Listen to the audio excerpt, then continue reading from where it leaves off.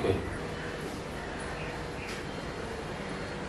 Hello Abu जल्दी ready हो जाओ कॉल पे जाने का। ओके हाँ मैं आ रहा हूँ। चलो ठीक है ओके।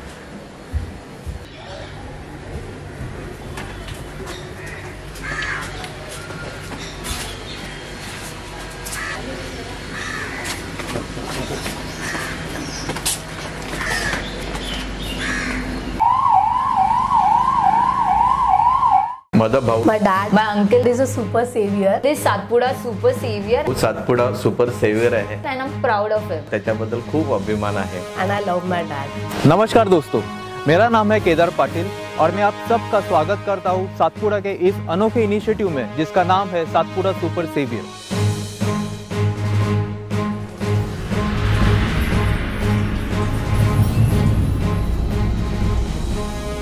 जैसे कि पहले एपिसोड में हमने देखा मिस्टर वैभव फेटले, उनकी कहानी उन्हीं के जुबानी। नमस्कार, आज हम देखेंगे अत्या एम्बुलेंस सर्विस के सेवियर गुणवंत साळवी जी की संघर्ष भरी कहानी।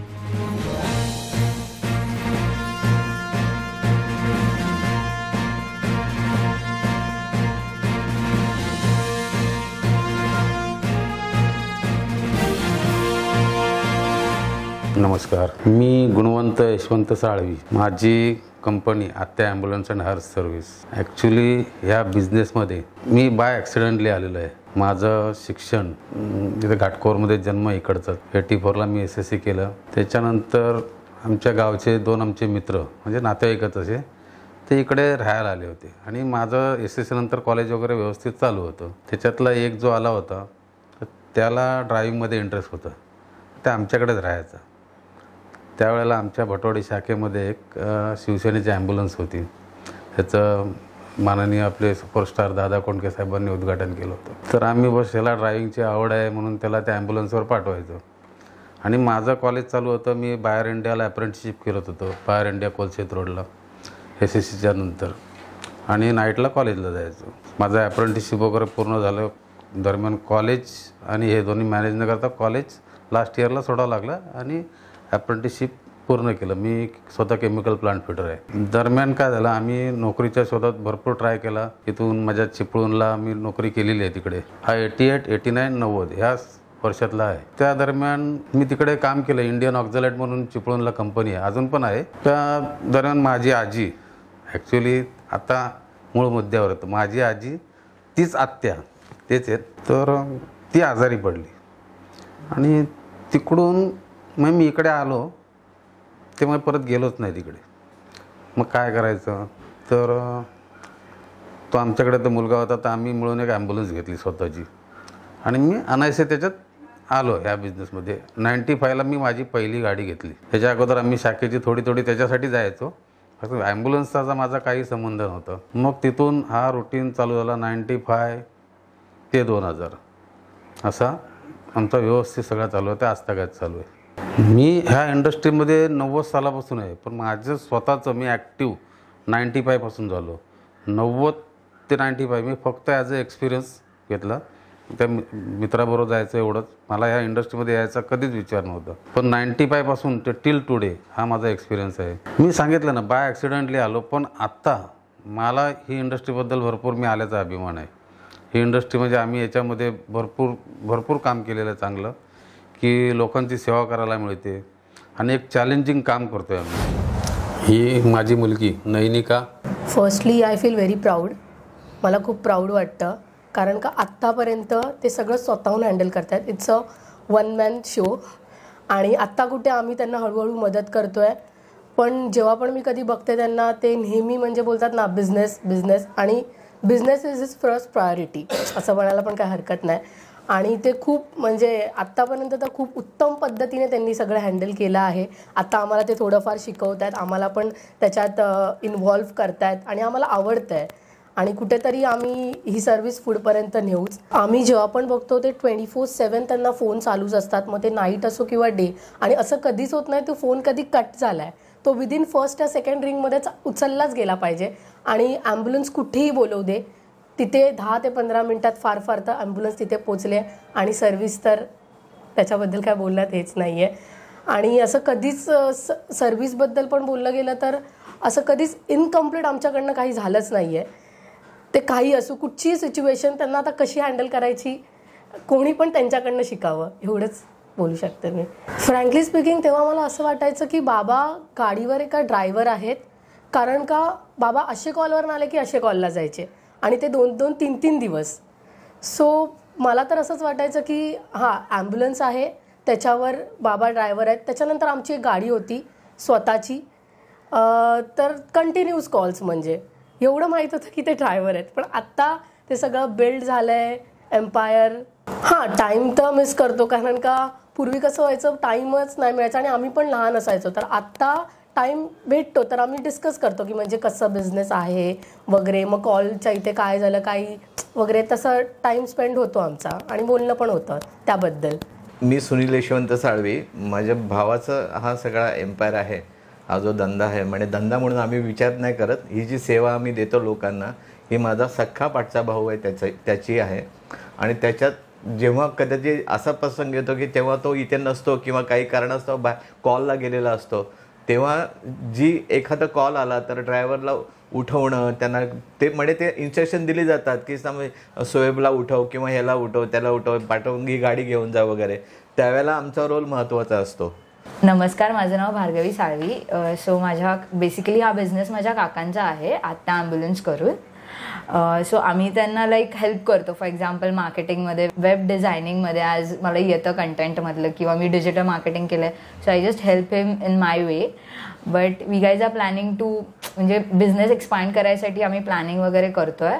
इतके वर्ष मी म्हणजे पाहतोय त्याचा बिझनेस, त्याची धडपड वगैरे पाहतोय मी त्यांची, की त्याच्यानंतर कसं असतं की स्टाफला सांभाळून समोरचा जेव्हा एखादा कॉल येतो की समोरचा एखादा माणूस जेव्हा आजारी असतो किंवा त्याला इमर्जन्सीमध्ये हॉस्पिटलमध्ये न्यायचं असतं, तर माझं असं मत आहे की डॉक्टर आणि पेशंट ह्याच्यामध्ये आम्ही असतो.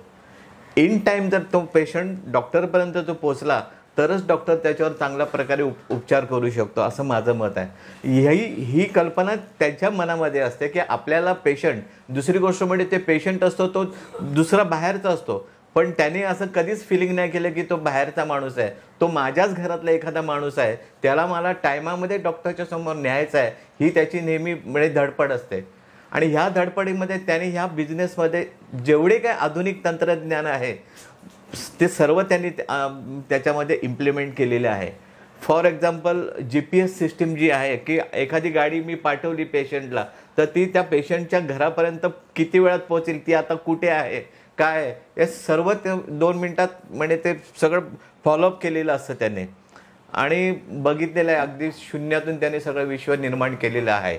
कसं असतं, माणसाला सगळंच एकदम मिळतं, पण जेव्हा शून्यातून निर्माण केलं जातं या सगळे एम्पायर. म्हणजे सुरुवातीला त्यांनी असं म्हणजे शिवसेनेची जी ॲम्ब्युलन्स होती त्याच्यावर ड्रायव्हर राहिला, ती गाडी चालवायला घेतली, त्याच्यानंतर ती परत त्यांना हँडओव्हर केली, नंतर मग एक गाडी घेतली. मग आणि कसं असतं धंदा म्हटलं की अप अँड डाऊन असतं, नेहमीच कॉल असायचे असं नसतं कधी. मग कधी कधी काय होतं की नाही ती जमली, त्याच्यामुळे ती विकून टाकली, मग परत ड्रायव्हर झालं. असं करत करत करत त्यांनी नंतर मग एक गाडी घेतली. मग त्यांनी म्हणजे आम्ही मग जनसंपर्क वाढवला, लोकांपर्यंत पोचलो, मॅक्झिमम लोकांपर्यंत पोचलो. आणि मग एकाची 2, 2ची 3 आणि अशा प्रकारे आता ॲम्ब्युलन्सचं संपूर्ण एम्पायर उभं आहे. आणि ते सुद्धा आधुनिकतेची साथ धरून, मी मगाशीच म्हणालो की GPS सिस्टीम, स्टाफला ट्रेनिंग, स्टाफशी कौतुकाने बोलणं. 2000 साली आमचा एक भाऊ एक्सपायर झाला. 2000 ते 2002 या दरम्यान मी तो भरपूर डिफिकल्ट टाईम गेला, कारण माझं ती एक गाडी जुनी झाली होती, इकॉनॉमिकली थोडा बॅकफूटवर गेलो होतो. तेव्हा गाडी जुनी झाली, विकली, थोडं घराचं वगैरे काम चालू होतं. मग त्या मीन पिरियडमध्ये 1 वर्ष माझ्याकडे गाडी नव्हती. त्यानंतर आमचा भाऊ एक्सपायर झाला, त्यानंतर ते सगळं असंच राहिलं. मी 2002 साली परत ॲम्ब्युलन्स घेतली. त्याच्यानंतर मला माहिती नाही काय झालं, माझा टाईम खराब होता की काय खराब होतं. मेहनत आम्ही भरपूर केली, मी स्वतः म्हणजे संपूर्ण भारतभर फिरलेलं गाडी घेऊन, पण मी नाही करू शकलो. ते काही माहिती नाही काय झालं ते.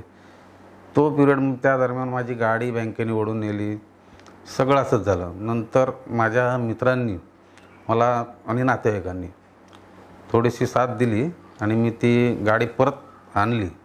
आणि तो जो 2000 ते 2005 हा वेळ एकदम म्हणजे माझ्या आयुष्यातला खडतर प्रवास. माझं एक ठरलं होतं त्यावेळेला मी ह्याच्यात उतरलो आहे तर हाच बिझनेस करायचा.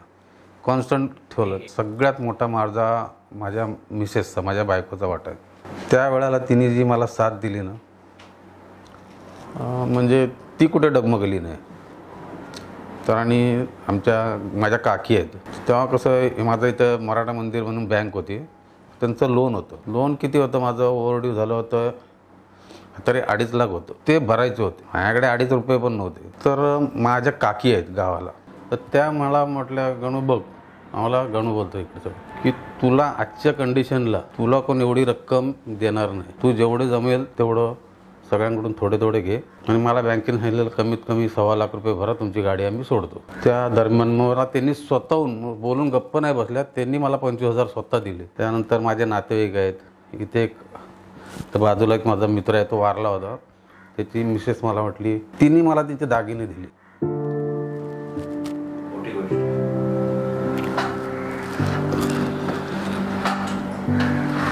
देवासारखी मदत केली. आणि मुळात आजच्या जगात विश्वास ठेवणं असं, आणि त्या विश्वास तिने दागिने दिले ते मी दादरला एक ठिकाणी घाण ठेवले 2%. त्याच्यावर 50,000 आणले. असे पैसे जमा केले मी आणि ती गाडी सोडवली. त्यावेळेला मुंबईमध्ये 26 जुलैचा पाऊस फेमस आहे. त्या पावसात माझी गाडी गोडाऊनला जमा होती. तिथून मी आणली. नंतर मराठा मंदिर बँक पण सारस्वतमध्ये मर्ज झाली. तेव्हा मला अजून त्रास झाला. पण मी त्यांच्या मॅनेजरला एक सांगितलेलं, माझ्यावर विश्वास ठेवा, तुमचे एकूण एक पैसे आम्ही ठीक आहे म्हटले. त्यांनी मला एक हप्ता ठरवून दिला. पण मी कसा माहिती, अगोदरचा माझा वेळ खराब होता. मी विदाऊट फेल 5 लाख रुपये लोन घेतलं होतं. 3 वर्ष फेडलं 3 लाख. परत माझं 5 लाख झालं होतं. पण विदाऊट फेल ते लोन मी स्वतः फिरून ते क्लिअर केलं. तिथून नंतर पुढे हळूहळू मित्रांची, म्हणजे मला असं वाटलेलं यार मी माझा हे गाडीच्या ह्याच्यात मला साथ नाही दे, म्हणून माझ्या एका मित्राला मी बरोबर घेतला. तो पण आता कोविडमध्ये एक्सपायर झाला. नाही, त्याच्या नावावर माझ्याकडे पैसे होते, त्याच्या नावावर गाडी घेतली आणि तिथून मी सक्सेस झालो. थोडा करत माझा 2014पर्यंत व्यवस्थित म्हणजे सेट झालो. 2015ला माझा टर्निंग पॉईंट. 2015ला मला माझ्या मित्राचा फोन आला. म्हटलं मला एक काम मिळते, पण माझ्याच्याने ते होणार नाही. त्याचा माझ्यावर एवढा विश्वास होता, तर तू करशील काय? म्हटलं बघू, प्रयत्न करू. त्यांनी मला बोलवून घेतलं आणि तो मला मुलुंडच्या फोर्टिस हॉस्पिटलला घेऊन गेला. तोपर्यंत आम्ही बिझनेस ॲम्ब्युलन्सचा करायचो एकदम सिम्पली, म्हणजे साधे आता जसे ॲम्ब्युलन्सच्या नाक्यावर बिझनेस करतात ना तसं. तर तिथे घेऊन गेलो. तिथे मला एक आमचे निंबाळकर साहेब म्हणून होते, फोर्टिसला फायर अँड सेफ्टी ऑफिसर होते. त्यांनी आम्हाला व्हेरी फर्स्ट डेपासून, आणि तिथली ॲडमिन होती पूर्वा दुग्गल म्हणून, एवढा रिस्पेक्ट केला त्यांनी. मला काही म्हटलं नाही, फक्त म्हटलं तू करणार आहेस? म्हटलं करणार आहे. ठीक आहे, ओके. मला पण माहिती नव्हतं काय करायचं नेमकी. What is Fortis I don't know. म्हणजे हा फोर्टिस मला काय वाटलं आम्ही इथं करतो तसं. पण ज्या दिवशी मी फोर्टिस जॉईन केलं तिथे त्यांनी मला सांगितलं इथं तुला सांभाळायचं, आणि खूप चॅलेंजिंग होतं. आता तुम्ही जे बोलता वैभव खेतलेची तुम्ही पहिले हे घेतली, त्यांनी मला भरपूर मदत, कारण त्यावेळेला माझ्याकडे एवढं इन्फ्रास्ट्रक्चर नव्हतं. ते मी वैभवला म्हटलं कसं करायचं, तो बोलला कर मी आहे. आणि तिथून त्यावेळेला माझ्याकडे 2 गाड्या होत्या. नंतर मी सगळ्या ॲडव्हान्स मशिनरी वगैरे घेऊन माझ्याकडे सगळ्यात गोष्ट म्हणजे माझ्याकडे स्टाफ चांगला आहे आणि माझा स्टाफ इथेच राहतो. त्यांच्याकडे आम्ही आत्तापर्यंत माझा स्टाफने मला सांभाळले भरपूर. वैभवनी तर मदत केलीच आहे. मग तिथून आम्ही 1 गाडीच्या 2, 2च्या 3, आता त्या अशात 9-10 ॲम्ब्युलन्स झालेले आणि व्यवस्थित आम्ही आत्तापर्यंत करतोय. फक्त 2002 ते 2005 हा पिरियड कधीही विसरू शकत नाही. माझ्या कंप्लीट लाईफचा सपोर्ट प्लेअर फक्त आणि फक्त माझी मिसेस आहे. भाऊ एक आहे माझा मोठा भाऊ. घरातले म्हणजे सगळे, पण मिसेसने मला भरपूर साथ दिली. सगळ्यात महत्त्वाची गोष्ट म्हणजे मेहनत. आणि मेहनतीमध्ये त्याचं एक स्पेशालिटी अशी आहे की रात्री जरी 1-2 वाजता जरी कॉल येतं, कॉल जर आला कोणाचा तरी तो त्याला ट्रीटमेंट जी असते समोरच्या माणसाला ती सकाळी 9 ते 10 वाजता आपण कसं बोलतो फ्रेश होऊन, तसं तो रात्री 1 वाजता सुद्धा त्याच फ्रेश त्याने तो बोलत असतो त्यांच्याशी.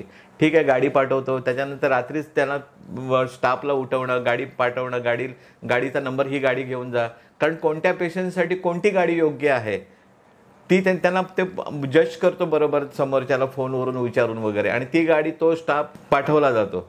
आणि मेहनत खूप एक म्हणजे, आणि बोलणं वगैरे सगळं. आणि असं नाही आहे प्रत्येक धंद्यामध्ये सौजन्याने बोलणं गरजेचं असतं, पण ह्याच्यामध्ये पेशन्स म्हणजे म्हणजे शांत डोक्याने काम करणं, हा जो गुण आहे तो माझ्या भावामध्ये सगळ्यात उत्कृष्ट आहे.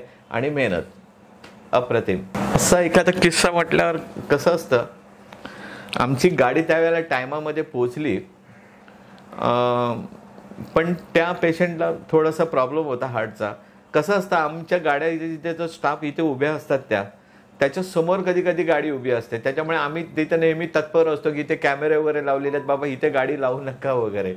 तर एका पेशंटला अर्जंट गाडी पाहिजे होती, आणि म्हणजे जसं कसं फायर ब्रिगेडवाले धावत जाऊन कपडे घालतात वगैरे, तशा पद्धतीने आमचा स्टाफ धावत जाऊन कपडे घातले, त्यांनी गाडीवर चढला आणि गाडी इथून हॉर्न वाजवत त्यांचं त्या पेशंटला विदिन टाईममध्ये हॉस्पिटलमध्ये पोहोचवलं आणि त्याचा जीव वाचला.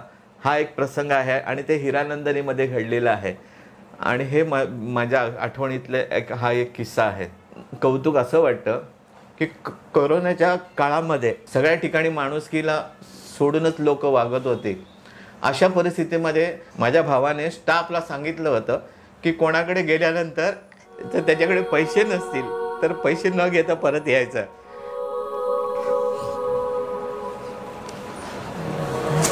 आणि असे 2-3 प्रसंग घडलेले आहेत. त्यांनी स्टाफला सरळ सांगितलं होतं की एखाद्या, कारण त्यावेळेला कोणाकडे कामधंदा नव्हता, ज्याच्याकडे पैसा आहे तो पटकन द्यायचा, पण एखाद्या समजा चाळ शिष्टीमध्ये किंवा झोपडपट्टीमध्ये नाही, त्यांना खायला पैसे नव्हते. अशा परिस्थितीमध्ये आणलेल्या बॉडीचं किंवा आणलेल्या माणसाचं कॉलचे पैसे तरी कसं देणार. मग अशा वेळेला त्यांनी त्याच्या स्टाफला इन्स्ट्रक्शन दिलं होतं की त्यांच्याकडून पैसे घ्यायचे नाहीत. आणि अशा 2-3 ठिकाणी अशीही घटना घडलेली आहे की उलट आम्हीच त्यांच्या हातामध्ये 500 रुपये दिलेले आहेत. ही घडलेली घटना आहे आणि ह्याबद्दल मी खूप त्याच्यामध्ये प्राऊड फील करतो. या एरामध्ये business it's very difficult thing. पहिली गोष्ट म्हणजे कन्सिस्टन्सी नसते आणि बॅकअप लागतो. So I will proudly say की त्यांच्याकडे काहीच बॅकअप नव्हता. Without zero backup, I will not say की त्यांनी 0पासून स्टार्ट केलं, आय विल से त्यांनी मायनसपासून स्टार्ट केला. आणि जे पण आहे ते आता त्यांनी एम्पायर हे केलं. तर त्याच्यासाठी त्यांच्याकडे डिसिप्लिन आहे, कन्सिस्टन्सी आहे, होप आहे, पेशन्स आहेत, आणि ऑफकोर्स त्यांच्याकडे सपोर्टिव्ह पार्टनर आहे, म्हणजे जी माझी मावशी पण आहे आणि जी माझी काकी पण आहे. सो त्यांनी एवढ्या लेवलला त्यांना सपोर्ट केला आहे की I can't say. So yes, I feel proud. आणि त्यांच्याकडून खूप गोष्टी शिकण्यासारख्या आहेत की आता आमच्यात कन्सिस्टन्सी एवढ्या नाही आहे. We just take one thing and then just काही दिवसांनी आम्ही सोडून देतो ती गोष्ट. पण त्यांच्याकडे जी जिद्द आहे ती खूप घेतली पाहिजे आम्ही. So there are lot of things, lot of factors which inspire us. He is a inspiration for us. फॅमिलीमध्ये आम्ही लोकांनी बिझनेस जास्त कोण करत नाही, सगळे जॉब करतात 9 to 5. पण त्यांनी ती चेन ब्रेक केली आहे आणि त्यांनी काहीतरी वेगळं केलं आहे. आणि ते पण इमर्जन्सी फील्डमध्ये केलं आहे, जिकडे इन्व्हेस्टमेंट पण लागते, गाड्या घ्यायला पैसे लागतात, त्याच्यानंतर मोठे मोठे कॉन्टॅक्ट्स लागतात. फॉर एक्झाम्पल हॉस्पिटल फोर्टीज आणि मोठे multi level it's a international brand forties. तर त्याच्यामध्ये त्यांनी विदाऊट त्यांना तेव्हा जास्त काय ओळख नव्हती, काहीच नव्हतं, तरी सुद्धा त्यांनी ते अचीव्ह केलं. त्यांचं जे पण होतं बाय सर्व्हिस, त्यांची सर्व्हिसच सगळं काही बोलते, I feel. So yeah, this are the things, this are the factor which I feel that these factors are there in. He's like my father also, not only my uncle. So yeah, he's like my father, so I get a lot of inspiration from him. माझ्या लाईफचा ideal person Satish Manjrekar हे पण आमच्या बिझनेसमध्ये एक आहेत, पण त्यांच्याकडून आम्ही भरपूर शिकलो. कारण मी त्यांच्या अंडर काम केलेलं आहे. त्या माणसाची काम करायची एक पद्धत, बिझनेसमध्ये कोणाला भेटायचं, कोणाला काय करायचं, कसं हे करायचं, हँडल करायचं, त्यांच्याकडून आम्ही शिकलो. भरपूर चांगला माणूस. ते गिरगावला असतात, स्वाती ॲम्ब्युलन्स म्हणून त्यांचं नाव आहे सर्व्हिस. कारण आयुष्यातले भरपूर वेळ त्यांच्याबरोबर काढला. लहानपणीच्या आठवणी म्हणजे भरपूर आहेत. आता कसं मुलं कधी बघावं त्या मोबाईलमध्ये, आमचं लहानपण जे गेलं ते एकदम वेगळंच गेलं. म्हणजे आम्ही टोटली मैदान घर म्हणजे एक मला अजून पण वाटतं मुलांनी ते आयुष्य जगावं. मी शाळा सुटल्यावर आमच्या क्रिकेटच्या मॅच असायच्या. आता शनिवारी तर मॅच असायचं, रविवारी सुट्टी असायची. पण मला सापांची आहे ना भरपूर भीती वाटते, सापाची. आमच्या इथे वर अजून पण आहे मैदान भटवाडीमध्ये. तर आम्ही दुपारी मॅच खेळायला गेलो होतो तिकडे आणि माझी फिल्डिंग होती. तर फिल्डिंग म्हणून मी आपला बॉल आणायला गेलो. बॉल नेमका तिथे गेला, तिथे 2 साप होते. मी तिथून मागे आलो, दप्तर घेतलं, कोणाला काही बोललं नाही, डायरेक्ट घरी. हां, अजून पण मला ते आठवतं. मी ते मॅच कोण जिंकलं कोण हरलं ते पण अजून विचारलं नाही, डायरेक्ट घरी आलो निघून. आमच्या शाळेत मला देशपांडे मॅडम म्हणून शिकवायला होतं. एक पेपर मी सोडवला होता, मराठीचाच होता. मी मराठी मीडियममधून शिकलो. माझा जो पेपर होता ना त्याने अख्ख्या वर्गाला दाखवला होता. कारण त्याची उत्तरं होती ना, त्याच्यात पुस्तकातलं रेअरली म्हणजे वाक्य होतं, बाकी सगळं माझ्या मनाने लिहिलं होतं. बोलतो असं उत्तर पाहिजे. म्हणजे त्यांनी मला एक पाठ थोपटली होती, व्हेरी गुड म्हणून. देशपांडे मॅडम, अजून आठवतं, 4थीला होते. म्हणजे ही जवळजवळ आजच्यापासून 45 वर्षापूर्वीची गोष्ट. मला एकच सांगितलं आईवडिलांकडून, कोणालाही कधी फसवायचं नाही, स्ट्रेट मार्गे आपलं काम करायचं, फसवणे नाही. बस आपलं, तू कोणाला फसवशील तर जग तुला फसवणार ना. मी आजची पिढी ही भरपूर काही मिस करते, जे आम्ही गोल्डन आवर्स आमच्या तरुणात हे केलं. म्हणजे उदाहरणार्थ मैदानी खेळ, आम्ही सगळ्या प्रकारचे खेळ खेळलो. म्हणजे गोट्या असून दे, भरपूर काय काय असून दे, क्रिकेट असून दे, कबड्डी असून दे, धावायचं. आजकालची इव्हन माझा मुलगा पण मला कधी बाहेर खेळताना दिसत नाही, त्याची मला जास्त खंत वाटते. आणि सगळ्या आईवडिलांनी याचा बोध घेतला पाहिजे की मुलांना जास्तीत जास्त मैदान, कॉम्प्युटर हवा, पण तो गरजेपुरता असावा, त्यालाच वाहून घेणं उचित नव्हे. मी तुम्हाला एक गोष्ट सांगतो. मी स्वतः एकदा एक ओरिसाला चाललो होतो, मी स्वतःच चाललो होतो. आणि एक त्यांनी माझ्याशी नंतर काय केलं ही नंतरची गोष्ट आहे, पण मी जे काय केलं होतं ना तेच मला सांगतो. एक बाळ डिलिव्हर झालं होतं आणि त्याची आई डिलिव्हरीच्या दिवशीच एक्सपायर झाली होती. मी बोलला माझ्या मिसेसला घेऊन ओरिसाला जायचं आहे म्हणून. मी म्हटलं बाबा तुला खर्च परवडणार का, तू असं साधा काम करतो, एवढा खर्च कुछ नाही हम करेगा, टेन्शन म्हटलं. मला ते बाळाकडे बघितलं नाही. त्या बाळाला आणि त्याच्या वडिलांना मी पहिलं माझ्या घरी घेऊन आलो. इकडे घरी दूध आणलं वगैरे आणलं, पहिलं त्याला दूध हे ते दिलं, त्यांना रिलॅक्स केलं. नंतर त्याचं सगळं काम करून नंतर मी गाडीत त्यांना घेऊन ओरिसाला सोडलं होतं. अशा भरपूर घटना आहेत, पण ही एक आठवणीत राहिलेली घटना आहे. कोरोनाचा काळ जो सुरुवातीला आला म्हणजे भरपूर डेंजर होता. आम्हाला स्वतःलाच कळत नव्हतं. इव्हन डॉक्टर्स लोकांना पण सगळं हवेत गोळी मारत होते. कोणालाही काय माहिती नव्हतं काय करायचं काय नाही करायचं. आम्ही ॲज पर प्रोटोकॉल बाबा हे PPE किट आहे, हे आहे, जेवढा प्रयत्न करायचा तेवढा भरपूर केलं. माझे स्वतःचा 2 स्टाफ त्याच्यामध्ये पॉझिटिव्ह झाले होते. त्यांना आम्ही स्वतः म्हणजे तिकडे ड्रायव्हर रूम आहे माझा इथे बाजूला, ऑफिसमध्ये सेपरेट त्यांना क्वारंटाईन केलं, GMCचं टेस्ट केलं, रात्रीचं घेऊन जातं, त्यांना ॲडमिट केलं. तिकडून ते बरे झाले देवाच्या. फक्त एक कोरोनाच्या काळामध्ये आमचा एक मित्र गेला, माझा एक खास मित्र होता, ज्यांनी मी मगाशी तुम्हाला म्हटलं की त्याच्या नावावर मी गाडी घेतली होती म्हणून. असं म्हणजे तो मला बोलला तुझं नाही नशीब चालत तर माझ्या नावावर घे आणि तू कर. तर एक मित्र त्याच्यामध्ये गेला. बाकी कोरोनाचा काळ हा भरपूर डिफिकल्ट होता, कोणालाही काय कळत नव्हतं. आता जेव्हा स्टाफ माझ्याकडे नसतं तर मी स्वतः गेलेलो आहे त्याच्यामध्ये, गाडी घेऊन पेशंट बॉडी वगैरे उचलायला आम्ही स्वतः काम केलेलं आहे. घरामध्ये मी माझ्या घरात नाही राहायचो, मी इकडे राहायचो घर असून असं ऑफिसमध्ये. कारण माझ्यामुळे दुसऱ्यांना त्रास नको म्हणून बाहेरून आलो, इथेच माझं बाथरूम आहे, तिथे आंघोळ करून इथे ऑफिसमध्ये डबा, तिथून मला टिफिन यायचा, इथे खायचं, असं केलं. पूर्ण डिस्टर्ब, पूर्ण कोणाचं आहे काय नाही. सगळ्यांनी आपलं काळजी घ्यायला लागत होती, तेवढी घेतली. गेला त्यावेळेला प्रॉब्लेम्स म्हणजे कसं, सुरुवातीला आम्ही जेव्हा हे केलं मोस्टली आम्हाला PPE किट, त्या अगोदर PPE किट हा काय प्रकार आम्हाला माहितीच नव्हतं. एकदम फ्रँकली सांगत होतं. जास्तीत जास्त आम्हाला काय माहीत होतं, हँड ग्लोव्ज, मास्क इथपर्यंत ठीक होतं. PPE किट, आता PPE किटच्या सुरुवातीला मी सुरुवातीला एक PPE किट 2-2 हजारला विकत घेतलेलं आहे. आता आम्ही घेतलं आणि PPE किट घालून काम करणं म्हणजे हे एकदम कोरोनापेक्षा डेंजर आहे. कारण तुम्ही विदिन 1 मिनिटाच्या नंतर तुम्ही आतून पूर्ण भिजून जाता. मी स्वतः घालून बघितलेलं आहे. म्हणजे पुरं शरीराचं ब्रिदिंग थांबतं तिथे, असं आहे. तर त्यावेळेला आम्ही चार्जेस काय करणार, रिलेटिव्हकडून मागणार. रिलेटिव्ह अरे तुम्ही ह्या गोष्टीचा फायदा घेताय, असं करताय, अशा सगळ्या गोष्टींना फेस करायला लागायचं. तर स्टाफ काम नाही करायचा भीतीने, त्यांना एक्स्ट्रा पैसे देऊन काम करून घ्यायचं.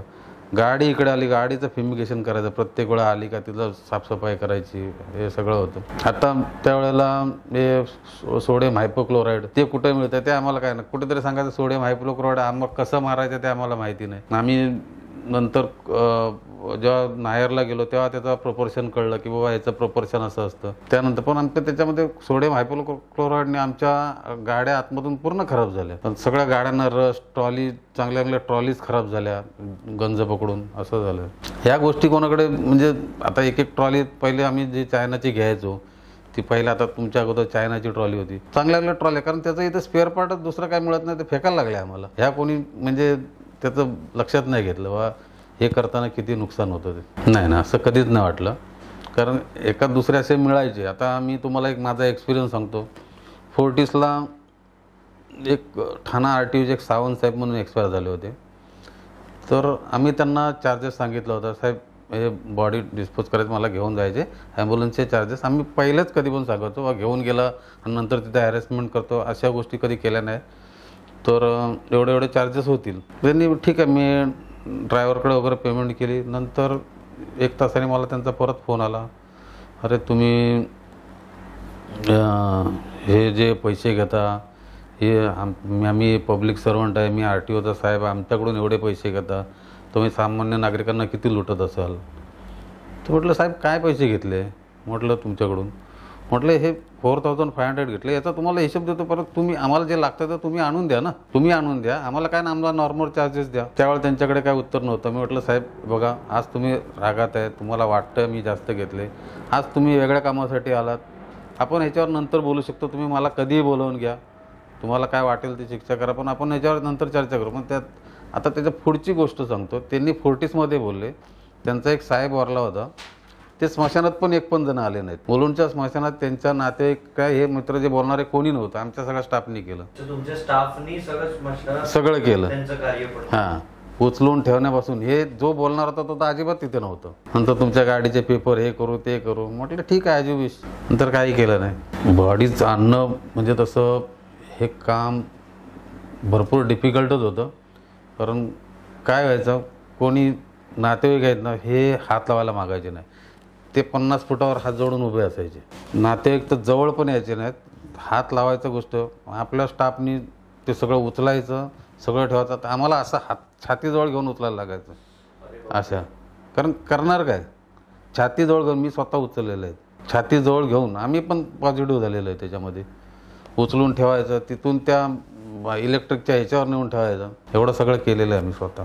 कोणतेही नातेवाईक त्याच्यात कोणी इन्व्हॉल्व नाही व्हायचं, कोणीही नाही. सगळे लांब, गरीबपासून श्रीमंतापर्यंत सगळे लांब असायचे, प्रत्येकाला जीव आपल्या असायचं. आम्ही काम केलं त्या पिरियडमध्ये, आम्ही काम केलं, आम्ही हक्काने सांगू शकतो. ही खंत नुसती कोविडपुरती नाही, ही खंत आमची नेहमीचीच आहे. तर आम्ही आमचा प्रयत्न चालू आहे, माझा आहे, वैभवचा, आम्ही कधी कधी डिस्कस करतो. आपल्याला नुसतं काय ओळखतात, तर ॲम्ब्युलन्सवाले ही आपली नुसती ओळख नसावी. आपण एक जे काम करतो नाही भरपूर मोठ्या ह्याच्यात करतो, कारण काय आता पोलिसांनी केलं, आम्हाला तेव्हाच नाही, नेहमी दुर्लक्षित करण्यात येतं. ही गोष्ट आहे, ही आमची खंत आहे. कुठे पण रस्त्यात काय प्रॉब्लेम झाला, एखाद दुसरा असतो, सगळीकडे असतो, पोलिसांमध्ये पण असतो, काहीतरी चुकीचं काम करा, त्याच्यावरनं ते सगळ्यांना गृहीत धरतात ॲम्ब्युलन्सवाले, अरे ड्रायव्हर आहे, सोड रे, असं करतात तसं करतात. असं नसतं सगळीकडे. म्हणजे या गोष्टी आमच्या बाबतीत नेहमी होतात, ह्याची खंत आहे, पण ती आम्ही आता सुधारण्याचा जेवढं होईल तेवढा प्रयत्न करतो. आमच्या लोकांना पण सांगतो, बाबा तुम्ही काम करताना ह्या पद्धतीने करा. गव्हर्नमेंट करेल तेव्हा करेल, पण समाजाने, कमीत कमी समाजाने एक चांगल्या दृष्टिकोनातून आमच्याकडे बघितलं पाहिजे. आम्ही जे काम करतो, आम्ही जे वेगवेगळे आता रोग येतात त्यावर ह्याला घेतो, पेशंटला घेतो, तेव्हा आमचा पण जीव कुठे ना कुठे धोक्यात घालत असतो. नुसते तुम्ही पैसे दिले म्हणजे झालं नाही, बाकीच्या गोष्टी करताना नातेवाईक लांब असतात, आम्हीच करत असतो. त्यामुळे आम्हाला एक आमची मोठी अपेक्षा नाही, आम्हाला एक छोटासा रिस्पेक्ट दिला ना, एक पाठीवर हात टोपडला तरी बस झालं, बाकीचं आम्ही करायला समर्थ असतो ना. साहेब भरपूर अशा गोष्टी आहेत माझ्या. मी फोर्टिसला असताना आम्ही फोर्टिसला 100 हार्ट, डॉक्टर अनबई मुळेंच्या अंडर 100 हार्ट ट्रान्सपोर्ट केले एअरपोर्ट टू फोर्टिस. 100 हार्ट. त्याच्यामध्ये माझ्याकडे एक व्हिडिओ आहे, माझ्या ड्रायव्हरला फोर्टिसच्या दारात आता पण आहे, तुम्हाला मी देतो, नातेवाईक त्याच्या पाया पडत आहेत, त्यांनी 16 मिनिटाचा टाईम होता, 14 मिनिटात तिकडून एअरपोर्ट टू फोर्टिस हार्ट पोहोचवलं होतं आणि त्या बच्चूचा जीव वाचलेला आहे. 14 मिनिटात एअरपोर्ट ग्रीन कॉरिडॉर केलं होतं, तरी पण किती अडचणी असतात तिकडे. असं आहे आमचा टाईम. 100 हार्ट ट्रान्सप्लांट केला डॉक्टर अन्वयमुळे, तुम्ही पण नाव ऐकलं असेल. आता ती पूर्ण टीम रिलायन्सला आहे गिरगावच्या तिथे. आम्ही तेव्हा आमच्या टीमचा पण सत्कार करण्यात आला. फोर्टिसमध्ये आम्ही चांगलं काम केलेलं भरपूर. लिव्हर आणि किडनी वगैरेला याला वेळ असतो. हार्टला आहे ना, ह्याला इन पिरियडच गेलं पाहिजे. ते 100 आम्ही सक्सेसफुली केले विदाऊट फेल्युअर, सगळं व्यवस्थित. आता माझा स्ट्रेस आला की मी फ्रँक, मी एक 5-6 दिवस माझं गावी माझं फार्मिंग केलेलं आहे, तिकडे जातो, तिकडे थोडंसं लक्ष टाकतो बस. माझे गावी आंबा, काजू, फणस, चिकू ही सगळी झाडं, मला ती आवड आहे, ती करून ठेवलेलं मी तिकडे. मसाल्याची झाडं आहेत, तिथे जाणार 4-5 दिवस, त्याच्याकडे लक्ष देणार.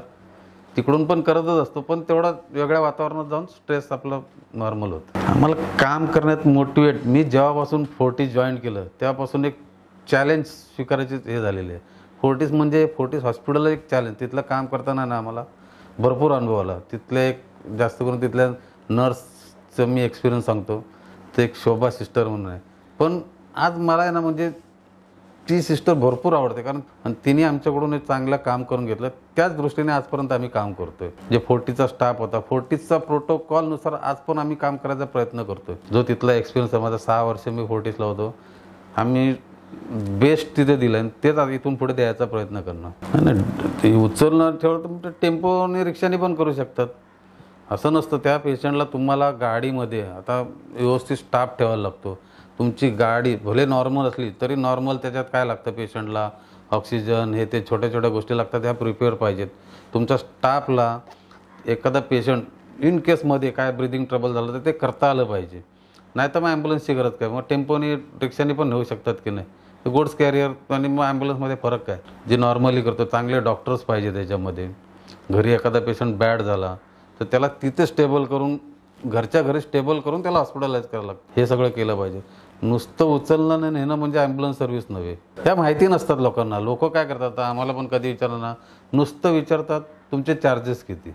कधी कधी थोडेसे चार्जेस जास्त असतात, ते खून कट करून दुसऱ्याला. पण ज्यावेळेला त्यांना तिथे काहीतरी एक्सपिरियन्स होता, अरे आपण काहीतरी चुकी केली. नुसते चार्जेस बघून लोकांना आमचं हेच सांगणं आहे की तुम्ही चार्जेस विचारताना तुम्ही काय देणार, तुमच्याकडे काय आहे, तुम्हाला काय लागतं ते एकदा विचारा. चांगली ॲम्ब्युलन्स सर्व्हिस, पहिलं म्हणजे तुमच्याकडे स्टाफ, सगळ्यात स्टाफ तुमचा नीटनेटका, आणि त्याला BLS जर हेल्पर वगैरे असेल त्यांना नॉर्मली बेसिक लाईफ सपोर्ट, म्हणजे एखादा पेशंट बॅड झाला बेसिकली तर त्याला काय करायला लागतं, CPR देणं किंवा त्याला ऑक्सिजन देणं, हे जे त्याला नॉर्मली गोष्टी माहिती पाहिजे. तुमची गाडी स्वच्छ पाहिजे, तुमची गाडीवरचा स्टाफ स्वच्छ पाहिजे, आणि तुमचा जो गाडीवर ड्रायव्हर आहे त्याला जेमतेम जिथे सर्व्हिस देतात तिकडची बऱ्यापैकी रस्त्याचं नॉलेज पाहिजे. डॉक्टर्स, तुम्ही कार्डियक ॲम्ब्युलन्स समजा, ICU ॲम्ब्युलन्स, तर ते डॉक्टर ट्रेन पाहिजेत.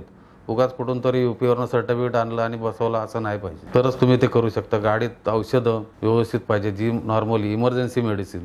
आता ॲम्ब्युलन्सचं काम काय असतं, पेशंटला बरं करणं ॲम्ब्युलन्सचं काम नसतं, बरोबर ना.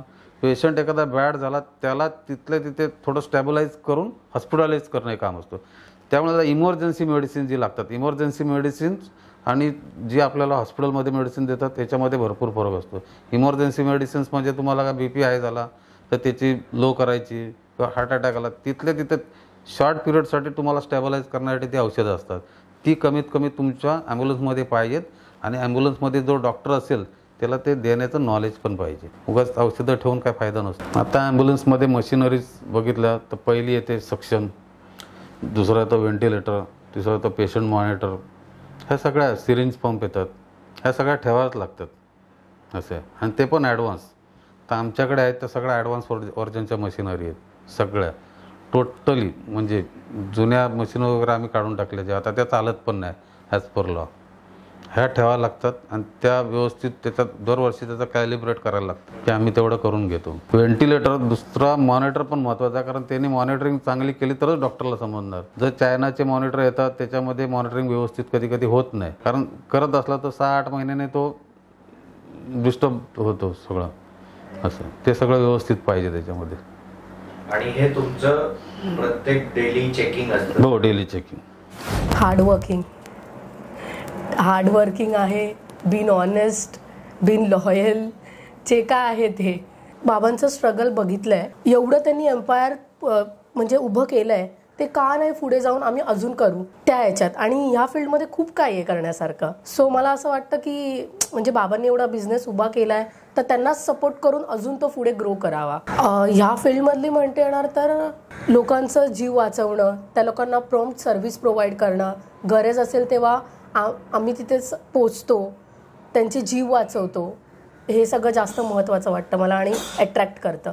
मोस्ट ऑफ द मला असंच रिॲक्शन आलं आहे की चांगलं करतेस तू, म्हणजे घरातला बिझनेस आहे तो वाढवतेस, असेच सगळे पॉझिटिव्ह रिप्लायज आहेत. म्हणजे आमचं पण असतं तर आम्ही पण हेच केलं असतं. असं बघायला गेलं तर आहे, अवेअरनेस आहे. म्हणजे जे यंगस्टर्स आहेत त्यांच्यामध्ये अवेअरनेस आहे की म्हणजे सर्व्हिस कशी पाहिजे, प्रॉम्प्ट मिळते की नाही वगैरे, तर अवेअरनेस आहे म्हणता येईल. आहे न्यू जनरेशनमध्ये डेफिनेटली. सातपुडा इंजिनिअरिंगबद्दल मला कळलं हे अंबरनाथला मीडियनमधून दीपेश म्हणून आहेत तिकडे. त्यांनी मला सांगितलं आता चायनाचं आम्ही मागवायचं बंद केलं, तू ही ट्रॉली ट्राय कर. तर आता भरपूर वर्ष आम्ही त्या चायनाचे वापरत होतो म्हणून बोललं नाही सर वही चाहिए. बोलता गणेश एक बार ट्राय करके देखना, कुछ तकलीफ होएगा तो मुझे बोलना. पण मला त्यावेळेला सातपुडाची ट्रॉली वापरली तर रिअली म्हणजे आम्ही सॅटिस्फाईड आहे त्याच्याबद्दल.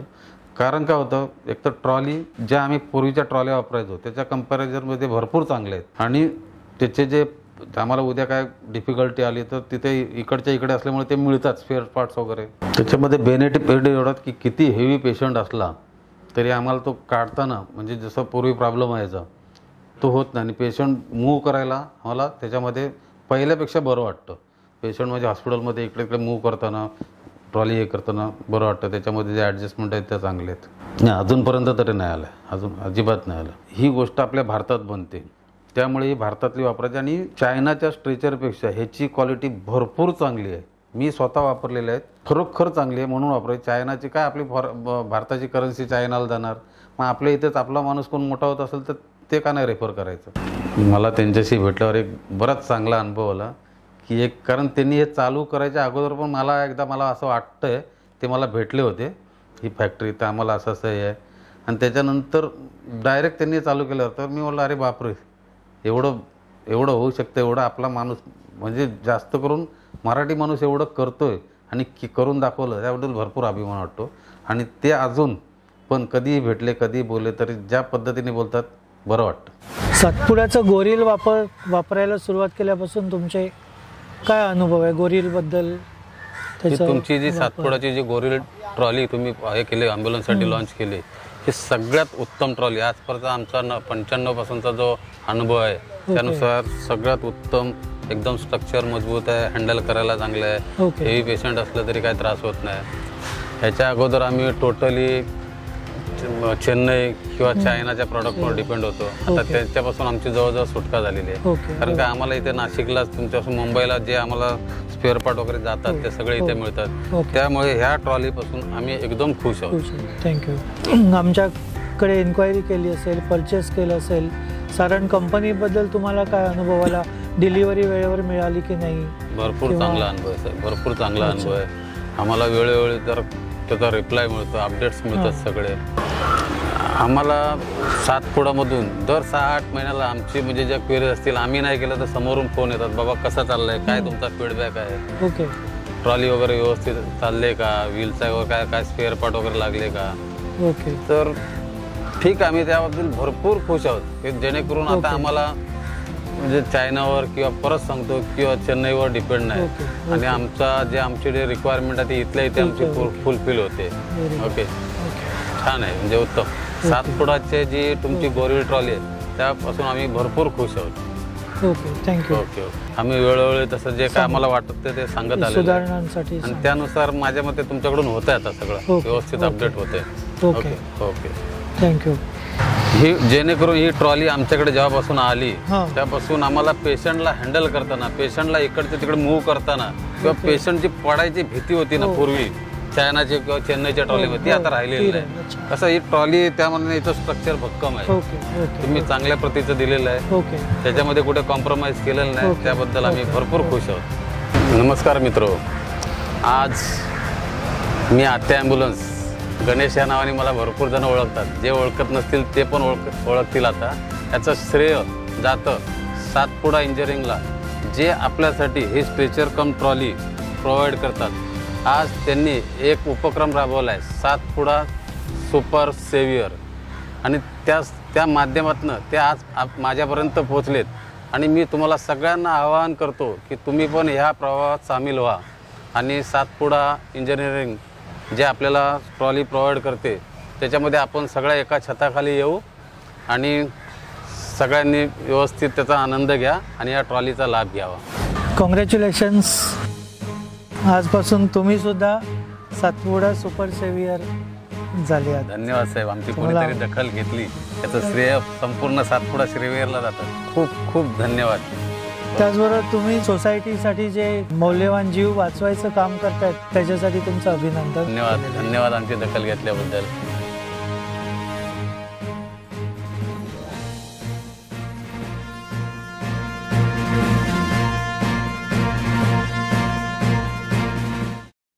मला एकच म्हणायचं आहे, एवढी वर्षात आमची कोणीतरी दखल घेतोय ह्याचा आनंद होतोय.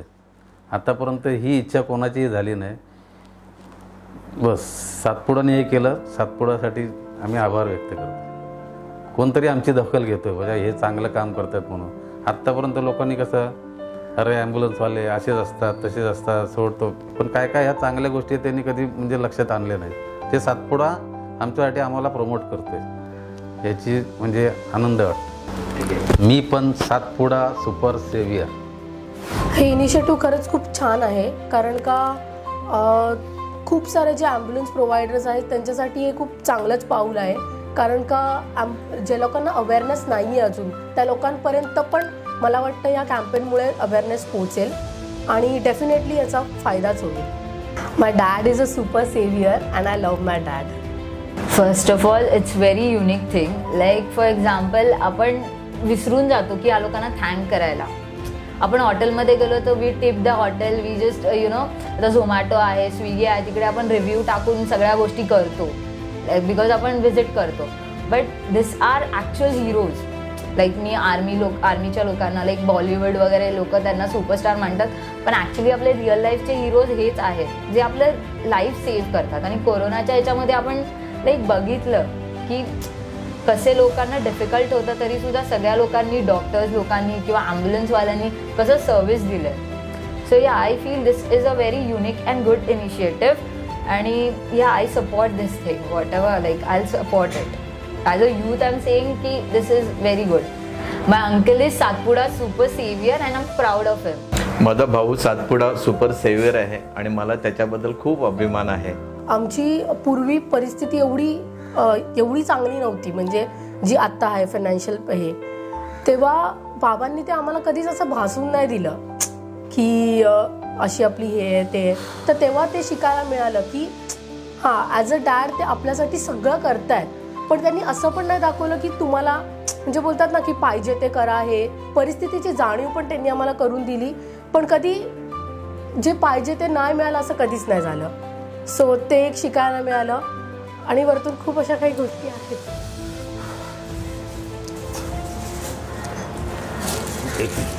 हार्डवर्क इज अ की, बीन पेशंट, म्हणजे बोलतात ना स्वतःवर तर विश्वास असलाच पाहिजे आणि ते काम करण्याची जिद्द पाहिजे, हे शिकायला. आता आमच्याकडे म्हणजे बोलतात ना जे सगळे UP वगैरेवालेच सगळे हे आहेत. तर पहिलं तर त्या लोकांना ह्याच्याबद्दल काहीच इन्फॉर्मेशन नसते. तर पहिलं बाबा टीमबरोबर बसून त्यांच्याबरोबर डिस्कस करतात. त्याच्यानंतर काही आता जे आधीचे पण आहेत त्यांच्याबरोबर नवीन जे स्टाफ आहे त्यांना पाठवणार ॲज अ म्हणजे बोलतात ना हेल्पर वगैरे म्हणून. मग थोडं त्या लोकांना पण नॉलेज मिळतं. आणि जे 2 BLS ALS सगळ्या ज्या ट्रेनिंग्स आहेत ते पण आम्ही आमच्या स्टाफला प्रोव्हाइड करतो. आणि नंतर हळूहळू त्या लोकांना आम्ही त्यांचे लायसन्स वगैरे रिन्यू वगैरे करणं बोला, त्यांना गाडी चालवण्यापासून पण आम्ही शिकवतो. असं नाही की फक्त हेल्पिंग हँड्स म्हणून ठेवतो, पण गाडी कशी चालवायची सगळं इन आऊट सगळं त्यांना इन्फॉर्मेशन बाबा देतात. आणि अशा पद्धतीने आम्ही ट्रेन करतो. बाबांचा ॲटिट्यूड म्हणजे असा भडकलेला वगैरे नसतो, पण ते असं एकदम हे असतात की हे आपल्याला एवढ्या टाईममध्ये करायचंच आहे. तसं स्टाफला ऑलरेडी प्रायर सांगून ठेवलेलं असतं तर ते त्या टायमाला झालंच पाहिजे आणि ते होतं, असं कधीच नाही झालं आहे. कारण का आम्ही आता फोर्टिसमध्ये पण हे दिलेली सर्व्हिस दिलेली, तर आम्ही हार्ट ट्रान्सप्लांट केलेलं, तर विदिन 15 मिनिट्स ना बाबा, 14 मिनिट्स आम्ही ते कुठून आपण पोहोचवलेलं, एअरपोर्ट टू फोर्टिस, आणि हां डोमेस्टिक एअरपोर्ट टू फोर्टिस पर्यंत आम्ही ते हार्ट ट्रान्सप्लांट केलेलं, आणि ते पुढे ती सर्जरी पण सक्सेसफुल झालेली. तर असे सगळे काही किस्से आहेत. आता ह्या बिझनेसचं फ्युचर विजन काय, म्हणजे आता फ्युचर विजन आपण चालूच केलेलं आहे सगळं. परत स्टाफला व्यवस्थित ट्रेन करणं, त्यांना अजून म्हणजे फोर्टिसमध्ये आम्हाला अजून पण हे अलाउड की तिथे आम्ही कुठल्या हॉस्पिटलच्या स्टाफला तिथे घेऊन जाऊन ट्रेनिंग मिळते आणि चांगल्यापर्यंत लोकांपर्यंत पोचायचं आहे सगळीकडे, एक एक छोटे छोटे कॅम्प ठेवून. आता आम्ही दुसरी गोष्ट म्हणजे आम्ही लोकांना इवन कधी एखादा अडचणीत असला, त्याला ब्लड मिळत नसेल तर ते पण आम्ही अरेंज करून देतो. भरपूर गोष्टी अशा करतो ज्या अजून लोकांच्या निदर्शनात नाही आहेत. 5-10 वर्षात आत्या ॲम्ब्युलन्सला एकदम हायेस्ट लेवलला घेऊन जायचं आहे आम्हाला. चांगला स्टाफ, चांगल्या कॉर्पोरेट हॉस्पिटलला चांगली सर्व्हिस प्रोव्हाइड करून एक आयडियल नाव ठेवायचं. ॲम्ब्युलन्स म्हटलं की आत्या ॲम्ब्युलन्स असं लोकांमध्ये आता पण भरपूर लोक आहेत म्हणजे नुसते अरे आत्या को फोन करू, लोकांना प्रश्न पडतो व्हॉट इज दिस आत्या, ते समजतं आत्या, अरे आत्या ॲम्ब्युलन्स. तर रात्रीच आमचा एक किस्सा आला, आम्ही त्या पेशंटच्या रिलेटिव्हला विचारलं तुम्हाला नंबर कोणी मिळाला, आमच्या एका डॉक्टरने दिला, तर आत्या को फोन करू. Prompt and quick service, best service in Mumbai. आत्या is the best service in Mumbai. He is emotional, हे मला माहिती आहे, पण कदाचित त्यांच्या हे स्टाफला माहीत नसेल, कारण का कधी कधी स्टाफवर ओरडावं लागतं काही गोष्टींमुळे, तर त्यांना हे माहीत नसेल. तर ही इज इमोशनल आणि ते सगळ्यांचा विचार करतात, म्हणजे जे त्यांच्याकडे काम करतायत किंवा काम करून गेलेत, असं पण नाही की सोडून गेलेत, ते त्या सगळ्यांचा विचार करतात. ह्या 2 गोष्टी मी नक्कीच सांगू शकते त्यांच्याबद्दल. पूर्वी म्हणजे असे स्टाफ होते जे अगोदर सोडून गेलेले, ते कोविडमध्ये त्यांना त्रास, अरे मला ऐसा साहेब सर मैं आऊ क्या, म्हटलं बघा आता तर माझ्याकडे स्टाफ पूर्ण आहे, मुझे बहुत पैसे का तकलीफ आहे. मी त्यांना इथून बिहारला 5-10 हजार रुपये पाठवले, बोला परत देऊ नका, आता तुझा वेळ आहे, ते काढून घे तू. आम्ही पाठवलं, बोले वापस देना भी मत मुझे, लेकिन अभी, आणि ते लोक खुश आहेत अजून पण तिकडून. म्हणजे कधी मला एवढी गॅरंटी आहे की मला कधी म्हणजे गरज पडली तर ते एका हाकेवर माझ्याकडे परत येणार. असं बोले ते गेलेत तर म्हणजे ते कधी पण मला फोन करत असतात, सर आप कभी भी लगे का मुझे फ़ोन करो, मैं आने को तयार हूँ. आणि माझ्याकडे जे स्टाफ आहेत, आणि मी माझं एक आहे की जो पण स्टाफ आहे ना मी ठेवतो तो फ्रेश ठेवतो. म्हणजे कोणाकडे काम केलेला माणूस मी कधी ठेवत नाही. मी नवीन मुलं येतात त्यांना ट्रेन करून त्यांना ठेवतो, कारण त्याचा एक आमचा प्रोटोकॉल आहे, कोणाकडे काम केलेला माणूस कधी ठेवायचा नाही. आपण आपल्या माणसाला आपण बनवायचं. माझं विजन असं असेल की मी जरा अजून मॅनपॉवर वाढवली पाहिजे, कारण का म्हणजे आता प्रत्येक हॉस्पिटल व्हिजिट्स वगैरे लागतात, तर बट ऑब्वियस ते आता ॲम्ब्युलन्स पण वाढणार, स्टाफ वाढणार, तर कामही वाढणार. तर मॅनपॉवर वाढवली की त्यांना काम अलॉट करणं, कारण का बिझनेस आत्या ॲम्ब्युलन्सला ह्या लेवलला ठेवायचं आहे की मी किंवा बाबा आम्ही दोघंही नसलो तरी आत्या ॲम्ब्युलन्स रन झालं पाहिजे. तो एक हे आहे तो. सो मॅनपॉवर वाढवणं, त्यांना ट्रेन करणं वगैरे, अजून काही नवीन टेक्नॉलॉजीज हे करणं. मैं भी सातपुड़ा सुपर सेवियर.